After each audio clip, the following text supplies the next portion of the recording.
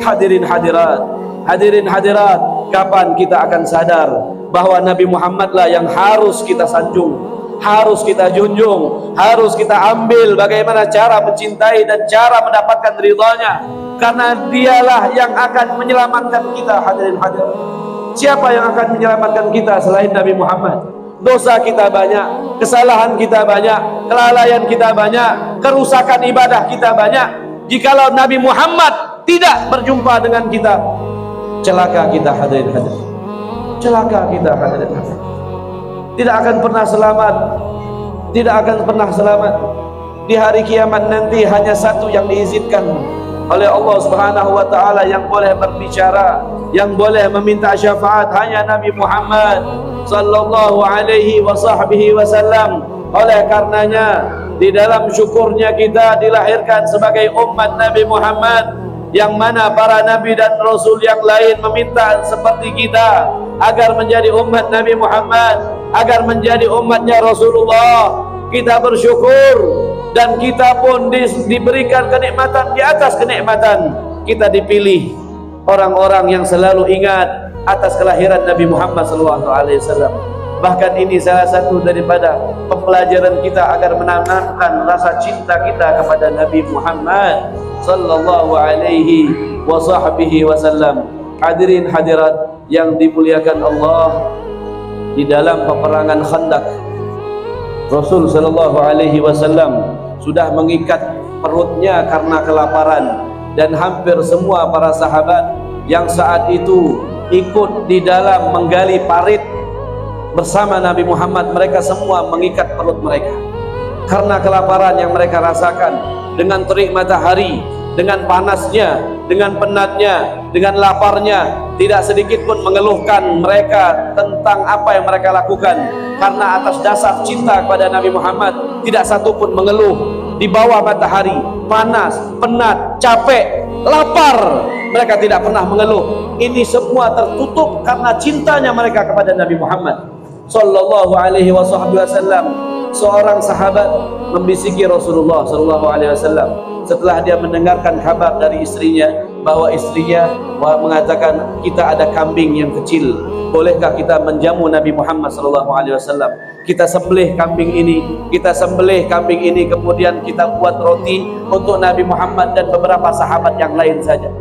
Maka Rasul sallallahu alaihi wasallam didatangi oleh suaminya tersebut. Rasulullah dibisiki, wahai Rasulullah, istriku baru saja mengabarkan bahwa ada kambing kecil yang kami miliki, dan sedikit daripada gandum kita buatkan roti dan kita sembelihkan kambing.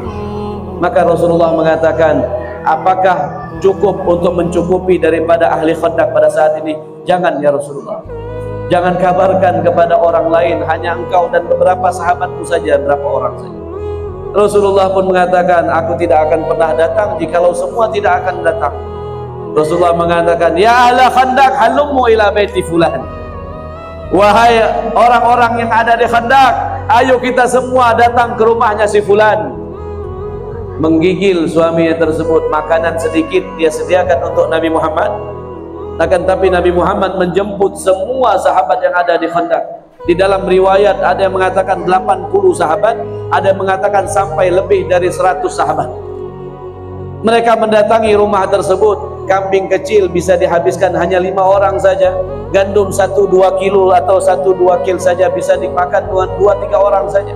Akan tapi Rasulullah menyuruh semua para sahabat datang ke rumah sahabat tersebut. Sampainya di rumah, Rasulullah pun sebelum sampai mengatakan, kau suruh rebus kambing tersebut, kemudian jangan buka kambing itu, jangan buka rebusan kambing itu sampai aku datang. Suruh istrimu masak, tapi jangan pernah buka tutup kidir tersebut sampai aku datang, aku yang akan membagikan, kata Rasulullah. Dan suruh istrimu memanggil tetangga-tetangga yang perempuan untuk membantunya membuat roti. Dalam hatinya, dalam pikirannya, hanya gandum yang sedikit, tidak perlu dengan bantuan tetangga-tetangga yang lain. Akan tapi perintah Rasulullah, dia panggil sahabat perempuan yang lain yang ada di luar di tetangga di sekitar rumahnya, dipanggil ke rumah untuk membantu dia membuat roti. Sesampai Rasulullah dengan para sahabat di rumah kecil pula, hadirin hadirat, bahkan mereka berantri yang masuk 5 orang, dalam riwayat 8 orang. Rasulullah yang yaghruf, mereka Rasulullah yang mengambil kambing tersebut tanpa dibuka sebelumnya oleh tuan rumah. Satu demi satu makan, 5 orang bergantian makan kenyang, kata Rasulullah, tambah makan lagi kenyang sampai habis semua.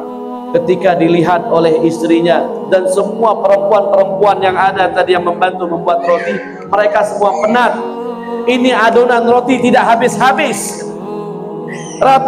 Adonan roti sudah dibuat beberapa banyak, tidak habis-habis. Sahabat semua ahli Khandaq sudah makan kenyang.